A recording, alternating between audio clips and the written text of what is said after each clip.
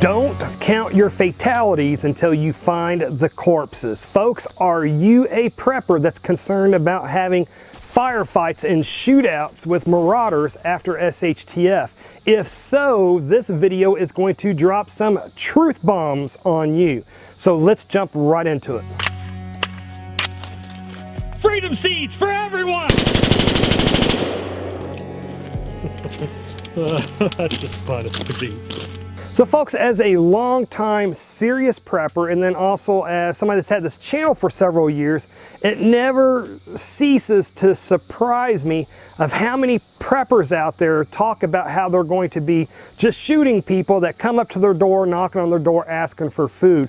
It also never ceases to surprise me of how many preppers out there only are stockpiling thousands and thousands of rounds of ammunition and gear because they imagine they're going to be getting into all of these gunfights with marauders and stuff like that.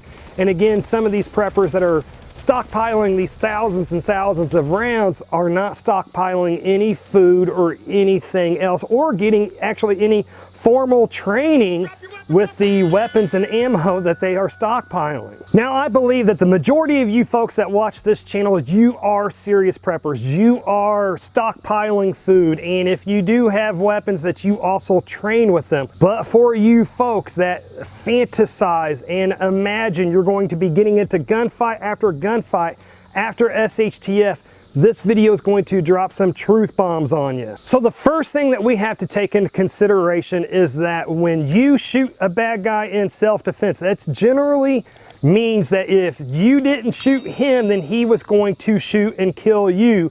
Therefore, you shot and killed him first. The first thing that we have to remember is when we look back in history, it is very rare for a society to collapse to that point where everybody's running around trying to kill everybody. So the chances of you getting into gunfight after SHTF is pretty slim. So don't count your fatalities until you count your corpses. And then keeping with the reality that deadly force situations, when you are justified to point your gun, whether legally justified or not, but when you are justified to point your gun at a bad guy and shoot him in self-defense, again, we have to remember that that means that is a deadly situation, that you are about to die unless you shoot that bad guy first. And you just have to remember how many deadly situations can you be in and survive before you draw the shortest straw and you end up being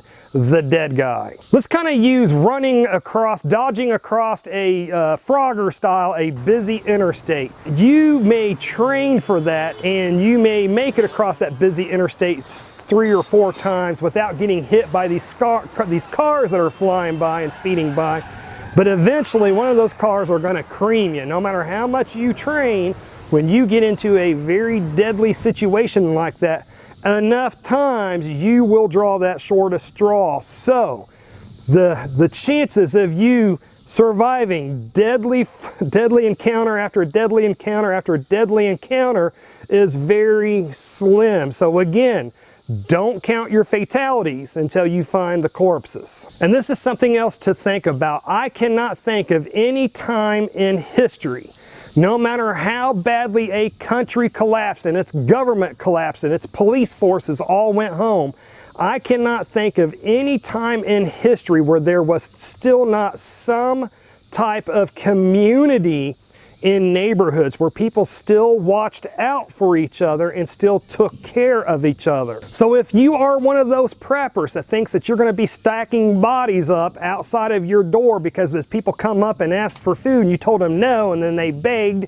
and then you shot and killed them, if you are one of those preppers, you just have to remember that more than likely there is still going to be some form of community in your area. If you start stacking bodies up like that, once you shoot 2 or 3 people like that, the community out there is going to start seeing you as a danger and as somebody that they need to take out.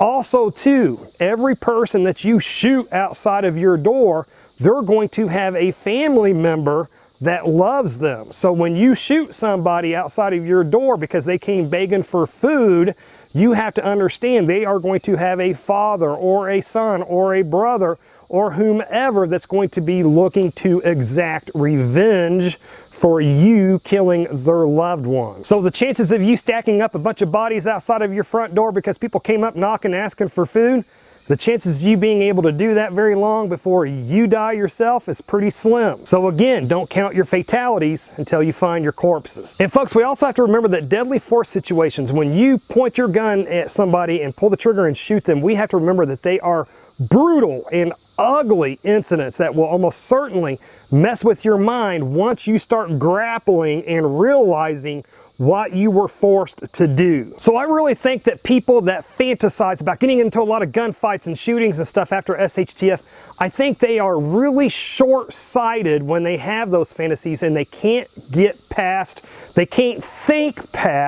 the shooting part itself. Just think about this. When you shoot somebody on your property, now you are going to have to dispose of that body before disease sets in. And most people don't have any experience with handling and moving dead bodies, especially when you are moving the dead body of somebody whose death that you caused. Also too, people getting shot is not like you see on TV. On TV, when people get shot, they fall down, they're immediately unconscious, then the bad guy runs into another room, and then that person, that dead bad guy now just disappears forever as far as the movie screen is concerned. But in real life, when a lot of people get shot, they start screaming out in pain and in terror.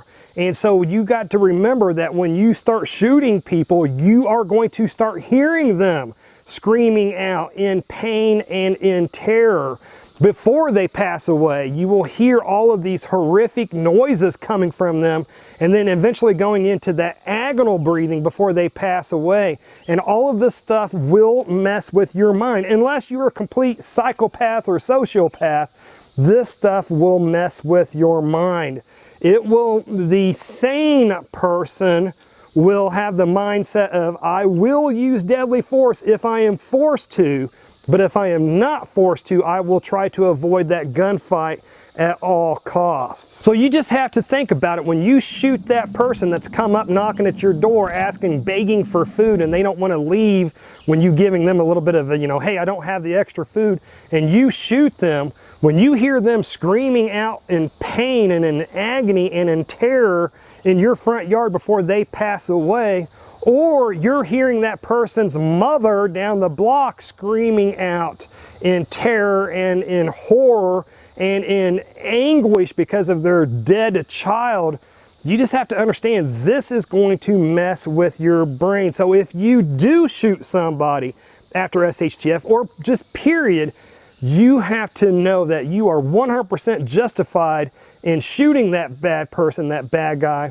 or it would have killed you. Otherwise, everything else, again, unless you're a sociopath, everything else will start to give you depression or what have you. It's just going to wreck your brain as you grapple with how final everything is of the action that you took. So don't be a fool and be thinking that you're going to be amassing a large body count after SHTF, because the sane person will try everything that they can to keep from shooting and killing other people. Again, don't count your fatalities until you find your corpses. And we also have to remember that our accuracy in true life or death situations, that our accuracy plummets. Even if you are a crack shot on the range, in a true life or death situation, your accuracy almost for certainly plummets. Now, I've went into detail in other videos of why your accuracy plummets in true life or death situations, so I won't get into them here.